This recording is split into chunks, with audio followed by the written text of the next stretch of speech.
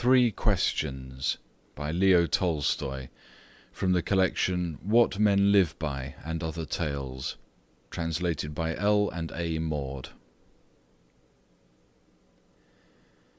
It once occurred to a certain king that if he always knew the right time to begin everything, if he knew who were the right people to listen to and whom to avoid, and above all, if he always knew what was the most important thing to do, he would never fail in anything he might undertake. And this thought having occurred to him, he had it proclaimed throughout his kingdom that he would give a great reward to anyone who would teach him what was the right time for every action, and who were the most necessary people, and how he might know what was the most important thing to do. And learned men came to the king, but they all answered his questions differently. In reply to the first question, some said that to know the right time for every action, one must draw up in advance a table of days, months, and years, and must live strictly according to it. Only thus, said they, could everything be done at its proper time.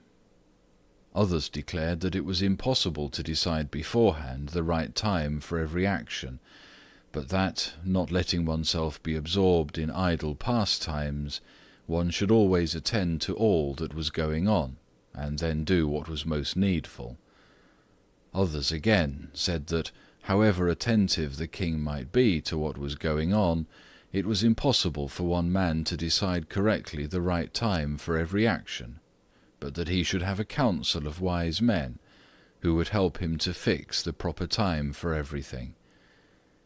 But then again others said that there were some things which could not wait to be laid before a council, but about which one had at once to decide whether to undertake them or not.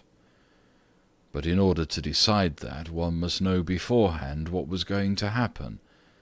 It is only magicians who know that, and therefore, in order to know the right time for every action, one must consult magicians.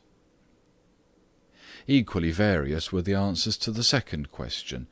Some said the people the king most needed were his counsellors, others the priests, others the doctors, while some said the warriors were the most necessary. To the third question, as to what was the most important occupation, some replied that the most important thing in the world was science.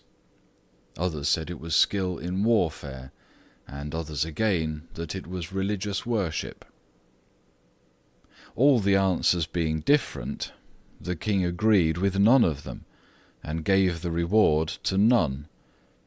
But still wishing to find the right answers to his questions, he decided to consult a hermit, widely renowned for his wisdom. The hermit lived in a wood which he never quitted, and he received none but common folk. So the king put on simple clothes, and before reaching the hermit's cell, dismounted from his horse, and leaving his bodyguard behind, went on alone. When the king approached, the hermit was digging the ground in front of his hut. Seeing the king, he greeted him and went on digging. The hermit was frail and weak, and each time he stuck his spade into the ground and turned a little earth, he breathed heavily.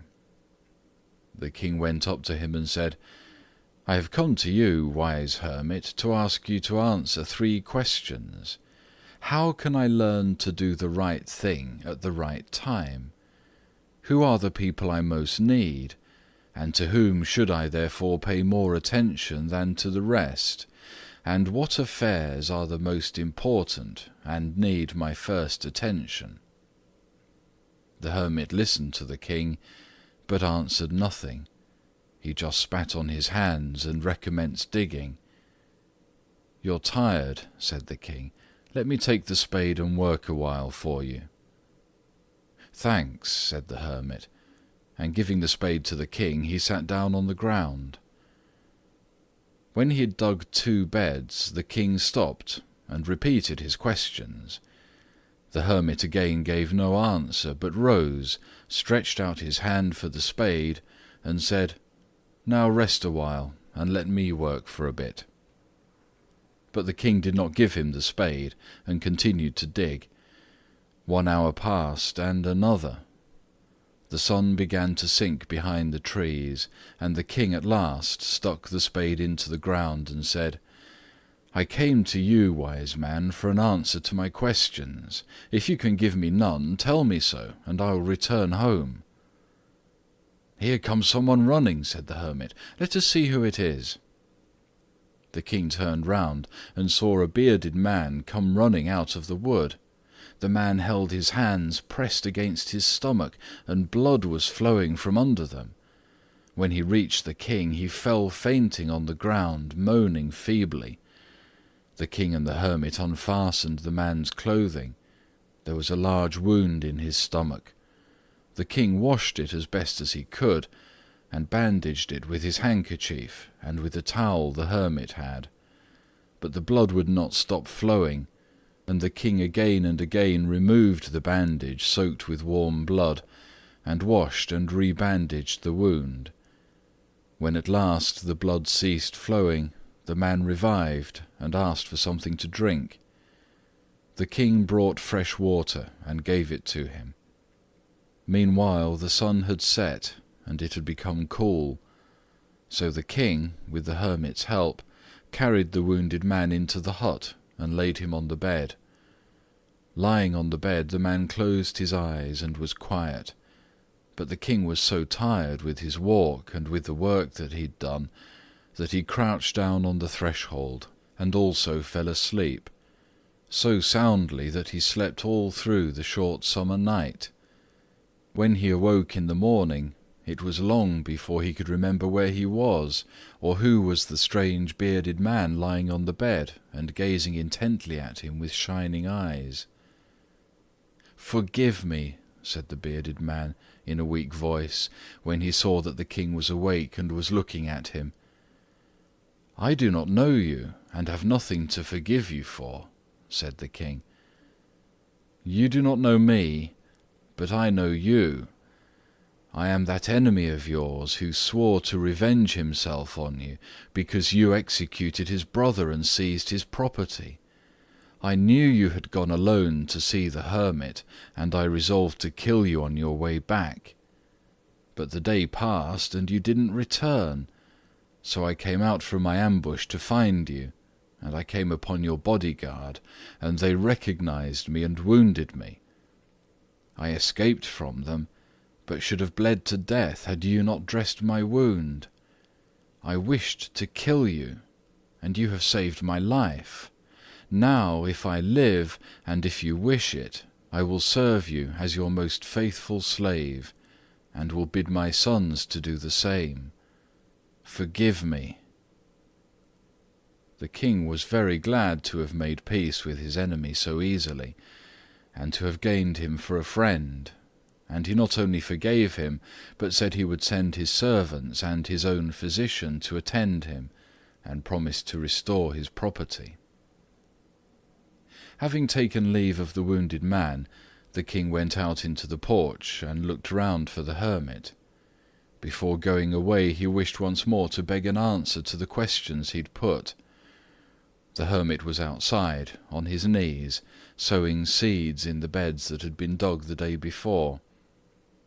The king approached him and said, "For the last time, I pray you to answer my questions, wise man." "You have already been answered," said the hermit, still crouching on his thin legs and looking up at the king who stood before him.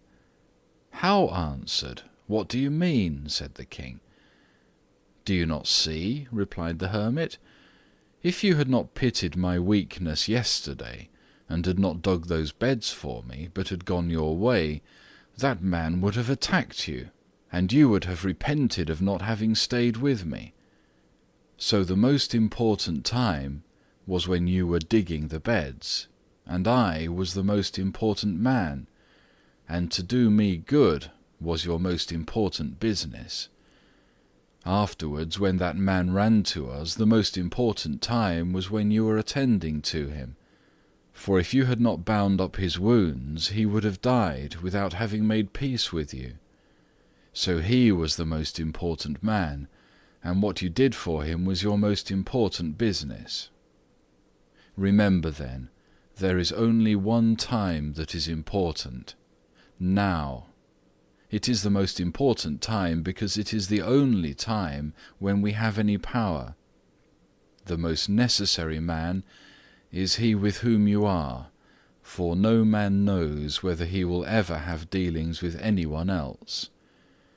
And the most important affair is to do him good, because for that purpose alone was man sent into this life.